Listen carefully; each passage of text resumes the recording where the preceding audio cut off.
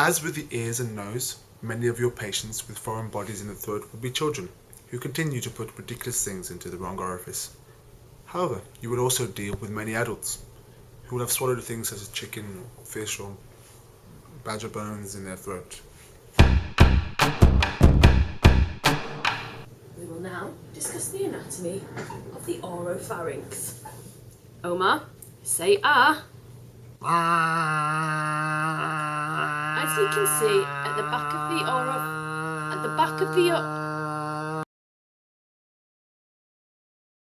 Omar, seriously, can you stop that now?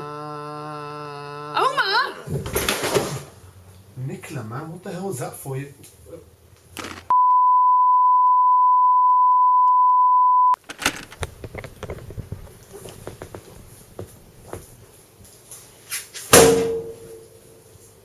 We will now discuss the anatomy of the oropharynx. This is the view inside the mouth that you will see when examining patients. At the back of the oropharynx is the dangula or uvula. Sitting between the palatoglossal arch and the palatopharyngeal arch are the palatine tonsils. Inferiorly is the tongue. Next, sagittal view for anatomy. This is a sagittal view of the pharynx and esophagus. The oropharynx is continuous with the laryngopharynx, which then becomes the esophagus. Foreign bodies in the mouth and throat can be divided into those within the pharynx, above the level of cricopharyngeus, and those within the esophagus. This is a view that you will not be able to see without nasendoscopy. This is a nasendoscopic view of the base of the tongue. You can see the base of the tongue, the epiglottis, and the piriform fossa. The piriform fossa are important as this is another key area where bones can become lodged, especially small fish bones. The main risks of foreign bodies in the throat depend on the location of the foreign body, but broadly include perforation of the esophagus, infection, aspiration or occlusion, or as we like to remember it, perfin-fast-boclu.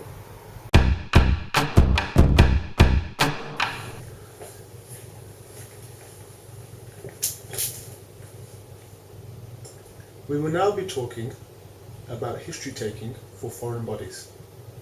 The key points include what the foreign body is, especially in the case of fish bones, as the type of fish affects both the size of the bone and the potential radiopacity of them. The next point to cover is when they feel the pain or discomfort came on after having swallowed the foreign body. Next, where they think the foreign body might be, and notably, where the pain could be.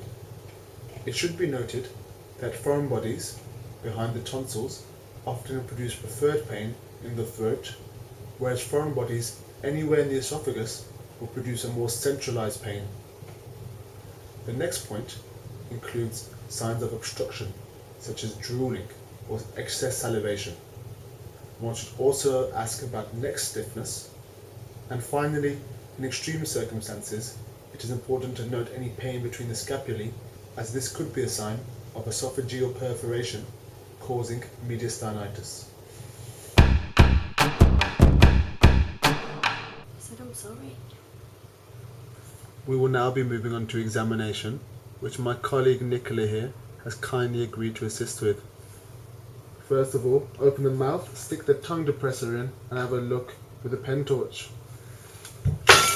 The key points to look out for are foreign bodies in the tonsil, the tonsillar bed, or the base of the tongue. Make sure to have a good look once examining the oropharynx. A key tip when one cannot get an adequate view is to pull the tongue out using some gauze. How do you like that, Nicola? Are you okay?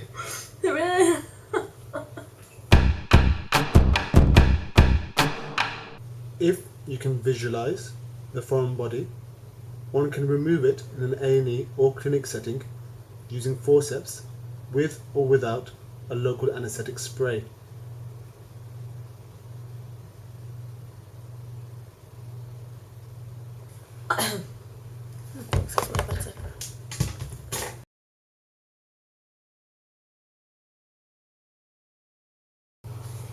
If you can't visualise the foreign body in this way, you might consider doing nasendoscopy or a lateral spinal x-ray to look for the foreign body.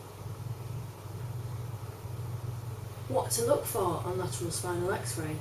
Well, obviously you would look for the foreign body itself.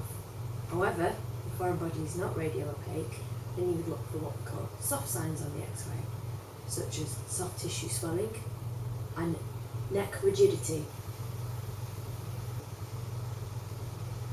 If a food bolus or a non-sharp foreign body is seen on X-ray, one may encourage the use of Buscopan. This may help the passage of a foreign body without having to resort to theatre. If, however, Buscopan fails and foreign bodies are not able to be used using more conservative methods, a patient may well have to be taken to theatre for removal under general anaesthetic. If one is unable to locate a foreign body, either on normal examination, nasoendoscopy, or on an X-ray, it may well be that the patient has suffered a minor laceration, which will heal in time, but will cause a discomfort similar to a foreign body in the interim.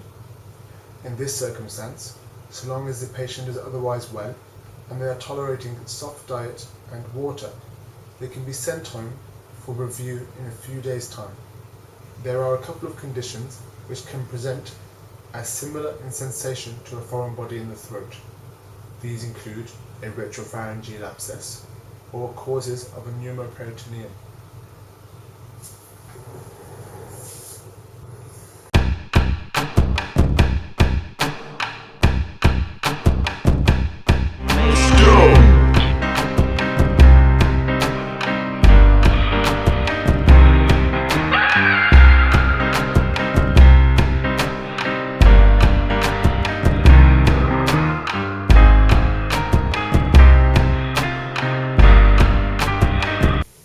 Yep.